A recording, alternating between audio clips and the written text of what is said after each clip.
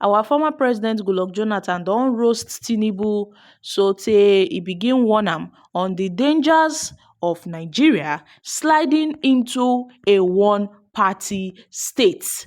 Na so Jonathan begin warn Tinubu make im dey very careful, and this is coming on the heels of the alarm raised by some Nigerians that the country could be drafting into a one-party state, given the series of defection from the opposition parties to the ruling All Progressive Congress. And these defections had been perceived to have further weakened the opposition, especially the People's Democratic Party. That will come up with annual lecture or something that will continue to advocate his own vision and philosophy. And doing that gradually, we're going to impact on the younger ones what Ike Clark stood for. We're all leaders in our own rights, but everybody has his own style of leadership. And I mentioned to that person that even if you read through the history of West Africa, you see that kingdoms rise and fall. And you hardly get, from the same kingdom, you hardly get two leaders that will do the same thing.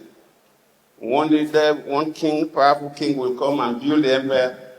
Sometimes the weak king will come and the empire will even go. But then this empire continues to endure. So Ike Clark has done his best. It's left for us to believe in his own vision for life and his own philosophy. When my good friend Michael Zakome spoke, he talks about the issue of one-party states. And when you listen to the news, read the show, go through the show media, that's one thing that on an occasion like this, probably one need to. Yes, one-party states, countries have managed one-party states. Yes, one-party state may not be an evil after all, because Julius Nyerere of Tanzania used one-party states to stabilize his country in their early days of independence. It felt that his country has, just like Nigeria, too many tribes and tongues, two principal religions, Christianity and Islam. If he allowed multi-parties, some parties would toe the lines of religion, some would toe the lines of tribes, and unity would be difficult. But it was properly planned, it was not by accident.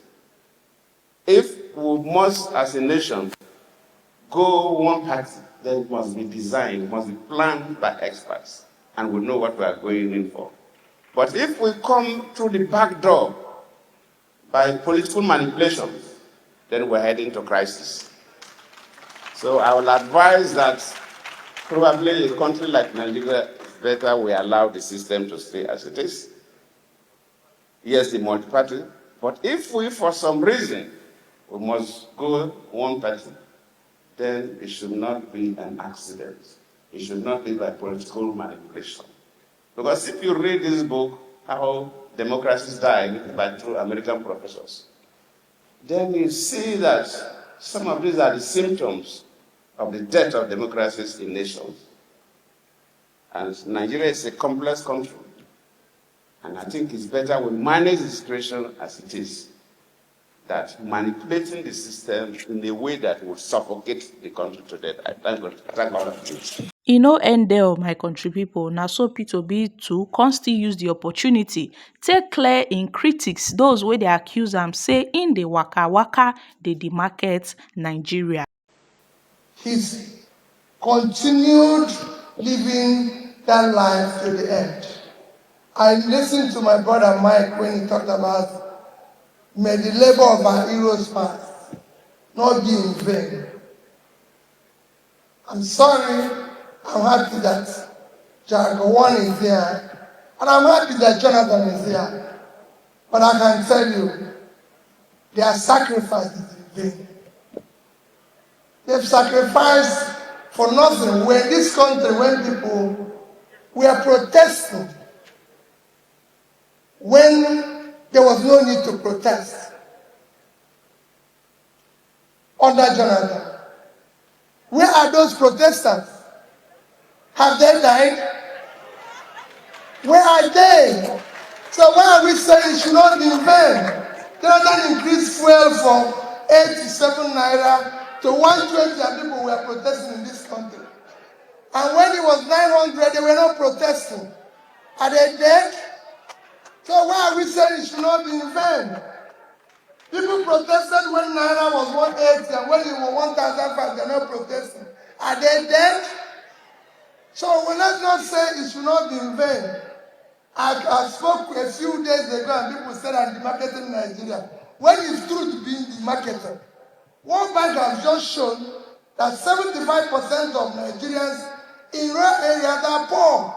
Is World Bank demarketing Nigeria? UNICEF 2 days ago released that Nigeria now have over 2 million malnourished children, the second highest in the world. Are they demarketing Nigeria? Let's face the reality. Their labor is in vain. We have a country now that is not democratic. We are not a democratic country. Let's tell ourselves the truth. Is the election that happened in Edo, is it democratic?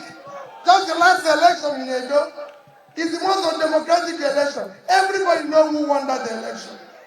So why are we keeping it and saying, let your work not be in vain? It is in vain. So we can start picking the pieces now because they've destroyed everything people have sacrificed for. Look at what is happening in Nigeria today. Above all, Jaragowan, you sacrificed everything. The country people sacrificed has turned into a crime scene. All we do today is stealing, stealing, stealing, stealing. You know, and we have to do something. All we need to do is live a courageous life. May God Almighty that called him home grant him eternal rest and grant us the courage to look into what our Father lived for and start picking our pieces. May God bless all of you. The life of this man. He lives a life of justice, equity, fairness to all Nigerians, to all sections of Nigerians. And he maintains so consistently a valued life that we all need to emulate. He was not selective when he's speaking. He spoke for every Nigerian, and he spoke based on truth. He was fearless, even when it does not affect his own area. He will still say, this is the right thing. And that's what we require in Nigeria today. We now live in an unjust, unfair, uncaring society. So we need to do the right thing. So, Clark, let's talk about the fact that